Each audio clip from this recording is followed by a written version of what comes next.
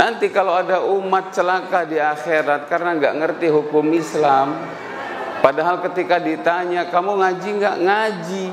Tapi kok kamu nggak tahu tentang hukum ini? Dia jawab, karena ustadznya nggak menyampaikan. Maka yang akan diseret oleh Allah Ta'ala ke neraka itu adalah para ustadz, para ulama, para kiai yang tidak jujur menyampaikan kebenaran.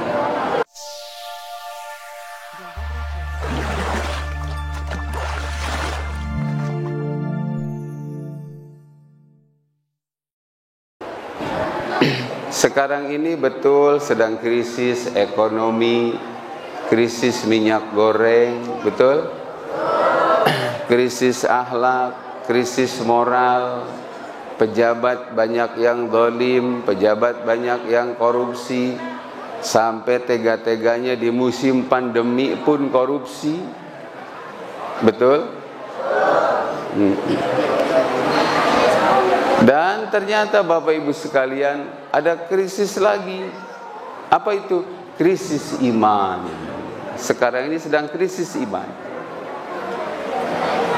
Nabi sudah mengisyarahkan Bapak Ibu, nanti di akhir zaman akan terjadi seseorang di kala sore beriman, pagi sudah kafir. Pagi beriman, sore sudah kafir. Naudzubillah min. Dan anehnya pada saat imannya hilang, Islamnya hilang, itu tidak berasa. Beda dengan saat kehilangan uang, kehilangan emas, kehilangan motor, kehilangan binatang kesayangannya, peliharaannya, berasa hilangnya. Tapi pada saat imannya hilang, Islamnya hilang, dia bahagia karena serasa tidak ada yang hilang. Naudzubillah min. Bapak Ibu sekalian yang dirahmati Allah, ini sekarang zaman fitnah. Iman Islam semakin jauh, tidak dikenal oleh orang Islam. Ini zaman sudah diisyaratkan oleh Nabi, zaman yang seperti dulu. Islam dianggap asing di tengah-tengah orang Islam. Kalau ada orang soleh dicurigai, kalau ada orang maksiat didukung. Betul? Betul? Ulama habaib yang lurus, yang fasih, yang istiqomah mempertahankan prinsip hak dan batil, melaksanakan amar ma'ruf nahi mungkar tanpa pilih bulu. Karena itu sebagai tanggung jawabnya sebagai muslim dan juga sebagai bukti kasih sayangnya kepada umat. Tapi resikonya ulama dan habaib seperti ini harus mau meringkuk di penjara. Sementara para orang-orang yang menjual ayat, yang mempermainkan agama, bahkan orang-orang yang menyengat bau komunis, bau PKI, hari ini mereka bersenang-senang di ruangan ber-AC dengan uang gaji yang banyak dari rakyat, dari umat.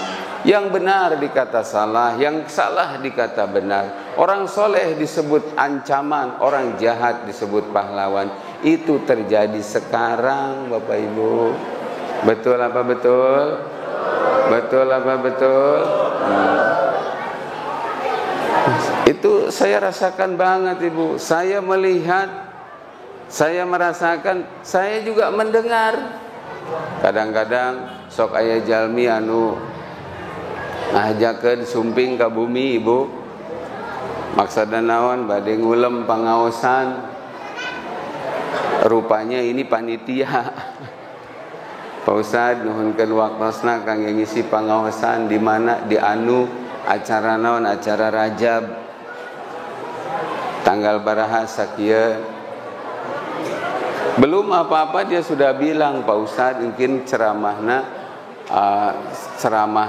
ngaosnya tolong sampaikan anu sejuk-sejuk,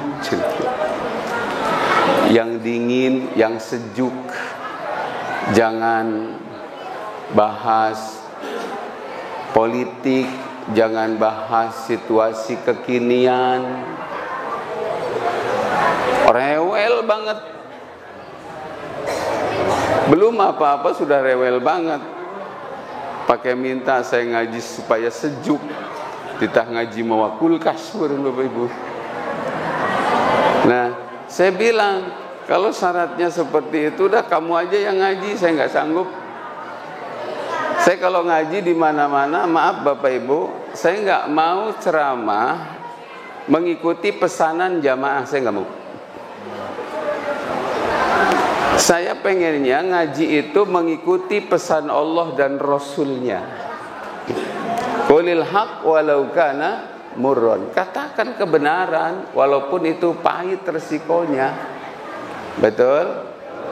Betul? Sampaikan hak adalah hak, batil adalah batil. Kasihan umat. Nanti kalau ada umat celaka di akhirat karena nggak ngerti hukum Islam, padahal ketika ditanya, kamu ngaji nggak? Ngaji. Tapi kok kamu nggak tahu tentang hukum ini? Dia jawab, karena ustadznya nggak menyampaikan. Maka yang akan diseret oleh Allah Ta'ala ke neraka itu adalah para ustadz, para ulama, para kiai yang tidak jujur menyampaikan kebenaran. Naudzubillah min. Jelas Bapak Ibu? Jadi ngeri ini. Sholat gak seberapa kita meluangkan waktu. Sholat kita gak seberapa mengorbankan tenaga, gak pakai uang lagi. Tapi yang didapat adalah iman dan Islam. Sebaliknya meninggalkan sholat karena apapun alasannya, selama akal masih sehat, ya.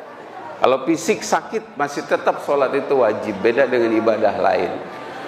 Kalau memang usianya sudah lewat 15 tahun dan akalnya sehat, maka sholat harus dijaga.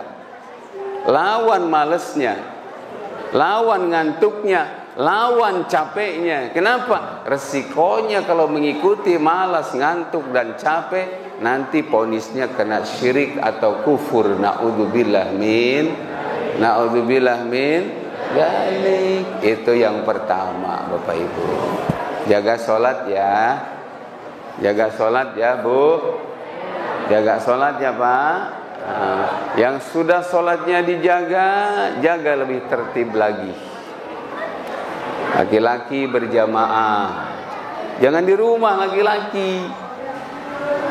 Munaya lalaki sholatna betah di imah Bu, belikan lipstik jeung mukena. Ya. Laki-laki itu jantan, laki-laki itu kesatria, sholatnya di masjid. Nanti pahalanya 27, bareng-bareng buat istrinya di rumah. Alhamdulillah. Berjamaah di masjid. Makin jauh langkahnya dari rumah ke masjid, luar biasa, makin besar pahalanya. Satu langkah ke masjid bonusnya 3. Dicatat 1 kebaikan, dihapus 1 dosa, diangkatkan 1 derajat di surga. Amin ya robbal alamin. Oke, itu yang pertama Bapak Ibu.